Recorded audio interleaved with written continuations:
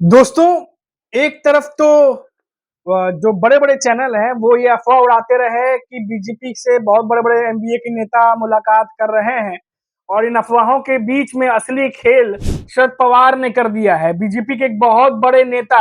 BJP का साथ छोड़कर शरद पवार की एनसीपी में जा रहे हैं दोस्तों। बहुत बड़ा खेल हो गया है नवी मुंबई में। जी हाँ, आपको पूरी जानकारी देंगे इस वीडियो के बारे में और वो कौन से बड़े नेता हैं जिनको बीजेपी बनाती रह गई पर उन्होंने एक ही झटके में बीजेपी को अलविदा कह के शरद पवार की एनसीपी में जाने का फैसला कर लिया। नमस्कार दोस्तों, मेरा नाम है मनीष कुमार सिंह और आप देख रहे हैं 4 पीएम महाराष्ट्र। दोस्तों, बीजेपी में इन दिनों टिकट को लेकर के काफी ज्यादा नाराजगी देखी जा रही है। जब से 99 उम्मीदवारों की लिस्ट आई है, तब से काफी ज्यादा जो है वो झंझट मचा हुआ है। खासतौर पर इसीलिए क्योंकि कई जगहों पर जो मौजूदा विधायक हैं, उन्हें ही टिकट दे दिया गया है। करीब 70 से 75% ऐसी सीटें हैं जहां पे मौजूदा विधायकों को ही टिकट दिया गया है। और आपको बता दें कि बेलापुर में भी मंदा मात्रे जो है वो मौजूदा विधायक हैं और उनको बीजेपी ने टिकट दे दिया है। इस बात से जो संदीप नायक हैं वो काफी नाराज हुए क्योंकि वो उनकी सीट थी, पसंदीदा सीट थी जहां से वो लड़ना चाह रहे थे और बार बार बातचीत करने के बाद भी जब उन्हें वहां से टिकट नहीं मिला तो संदीप नायक जो है वो बीजेपी का साथ छोड़ के अब शरद पवार की एनसीपी में चले गए हैं। ये पूरी खबर निकल के सामने आ रही है दोस्तों। और आपको बता दें कि शरद पवार एक ऐसे नेता है जिनके साथ हर नेता कांटेक्ट में रहता है, उनसे जो है वो कम्युनिकेशन जो है तरीके से बनाया रखता है और माना जा रहा है कि संदीप नायक भी काफी दिनों से शरद पवार के कांटेक्ट में थे। उन्हें भी इस बात का अंदाजा था कि आने वाले समय में कुछ बड़े फैसले करने पड़ सकते हैं और जब 99 उम्मीदवारों की यानी 99 उम्मीदवारों की लिस्ट बीजेपी ने क्लियर की, सामने की, उसके बाद संदीप नायक जो है वो बीजेपी का साथ छोड़ के शरद पवार की एनसीपी में जा रहे हैं। ये बड़ी खबर इसलिए है दोस्तों क्योंकि ऐरोली से संदीप नायक के जो पिता हैं गणेश नाइक, बहुत कद्दावर नेता बीजेपी के माने जाते हैं दोस्तों, बहुत बड़ा नाम है गणेश नाइक। उनके जो बेटे हैं संदीप नायक, उन्होंने पार्टी छोड़ दी है और इसके बाद ये भी खबरें आई कि बीजेपी की तरफ से बहुत कोशिशें की गई, बातचीत करने की कोशिश की गई कि कैसे भी करके जो है संदीप नायक को मनाया जाए, लेकिन शायद संदीप नायक रुकने के लिए तैयार नहीं थे और उन्हें बेलापुर से लड़ना है और शायद इसी वजह से वो शरद पवार की एनसीपी में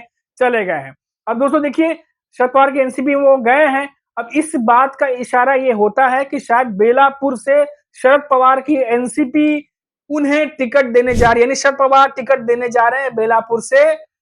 संदीप नायक को। आपको बता दें कि नवी मुंबई जो एरिया पड़ता है, वहां पर गणेश नाइक और संदीप नाइक, जो ये नाइक फैमिली है, इनका काफी ज्यादा वहां पर चलती है, इनका काफी ज्यादा वहां पर जो है नामी है और वहां पर काफी सालों से राजनीति में एक्टिव रहे हैं। संदीप नायक हो चाहे गणेश नायक हो, और बीजेपी जानती है कि इनका रहना पार्टी के साथ में कितना जरूरी था, लेकिन इसके बावजूद क्योंकि बीजेपी के साथ 2022 के बाद इतने नेता, इतने सारे लोग उन्होंने जोड़े हैं कि आखिर किस किस को टिकट देंगे। एक को देते हैं तो चार नाराज हो जाते हैं और इसी की वजह से ये जो गठबंधन है महायुति का, ये डिसबैलेंस हुआ पड़ा है इन दिनों और लगातार, चाहे वो एकनाथ शिंदे की शिवसेना हो, चाहे वो अजित पवार की एनसीपी हो, लगातार किसी न किसी पार्टी की कोई ना कोई नेता जो है वो नाराज रहते हैं और खुद बीजेपी के नेता, अपने बीजेपी के नेता ही बीजेपी से नहीं संभल रहे, वो पार्टी छोड़ छोड़ करके जा रहे हैं। भले ही बीजेपी की तरफ से कोशिश की जा रही है रोकने की, लेकिन अब ये नेता रुक नहीं रहे दोस्तों। तो ये एक बड़ी खबर है,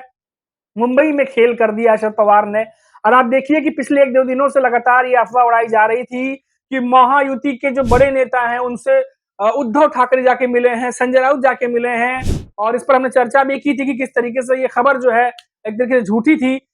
इसको अभी तक जो है किसी ने पुख्ता तौर पर ये जानकारी नहीं दी है, बल्कि खुद संजय राउत और नाना पटोले ने सामने आके बोला कि ये खबर झूठी है, ऐसी कोई बात नहीं है, इस खबर का खंडन किया। लेकिन दोस्तों ये पूरा नैरेटिव सेट होता रह गया और असली खेला शरद पवार ने मुंबई में कर दिया। अब देख ही रहे दोस्तों कि लगातार पिछले 2-3 दिनों से शरद पवार के यहाँ लगातार बैठकें चल रही हैं। कांग्रेस के नेता हो चाहे यूबीडी पक्ष के बड़े नेता हो, लगातार शरद पवार के संपर्क में हैं और ऐसा माना जा रहा है कि शरद पवार के मध्यस्थता और उनके अगुवाई में, एक तरीके से कहिए उनके विचार विमर्श के बाद सारे फैसले किए जा रहे हैं। यानी शरद पवार जो हैं वो बीच में बैठ करके किस तरीके से राजनीतिक चाल चलनी है, अब उनसे बेहतर महाराष्ट्र में कौन चल सकता है। आप देख लीजिए महाराष्ट्र में जितने भी नेता हैं, जितने भी बड़े नेता हैं, उन सब में सबसे ज्यादा अनुभवी और सबसे ज्यादा राजनीतिक जो कहते हैं दांव खेलने में माहिर, वो सिर्फ शरद पवार ही हैं आज के दिनों में दोस्तों। और यही वजह है कि चाहे वो यूबीडी पक्ष हो चाहे कांग्रेस हो, वो लगातार शरद पवार के संपर्क में बने हुए हैं और उनके विचार विमर्श के साथ ही पार्टी आगे बढ़ रही है दोस्तों। और ये छोटी बात नहीं है दोस्तों, क्योंकि देखिए आप बीजेपी में जिस तरीके से अमित शाह हैं और अमित शाह जिस तरीके से राजनीतिक बिसात को बिछाते हैं, जैसे गृह मंत्री हरियाणा में भी देखा आपने कि काफी कुछ बदला गया वहां पे। तो इस बार महाराष्ट्र में जो मुकाबला है अमित शाह वर्सेस शरद पवार, ये अपने आप में बहुत ही ज्यादा दिलचस्प होने जा रहा है दोस्तों। क्योंकि देख लीजिए आप, एक तरफ अमित शाह हैं जो राजनीतिक तौर तरीकों से किस तरीके से घेराबंदी की जाए, किस तरीके से चुनाव जीता जाए उसकी रणनीति बना रहे हैं, और दूसरी तरफ शरद पवार हैं जो खेल के बाद खेल करते चले जा रहे हैं। कभी अजीत पवार को कमजोर करते हैं, उनकी एनसीपी के कई पार्टी के नेता तोड़ते हैं, कभी बीजेपी की तरफ से कई नेताओं को तोड़ते हैं, और एक एक करके जो कद्दावर नेता हैं उनको अपने साथ शामिल करते हुए खुद की मजबूती बढ़ाते हुए चुनाव में उतरने की तैयारी पूरी तरीके से जो है वो यूबीटी पक्ष कहिए या शरद पवार के एनसीपी कहिए, पूरी एमवीए कहिए, उन्होंने कर रखी है। कुल मिलाकर सबकी नजरें कहीं और थी, सब अफवाहों पर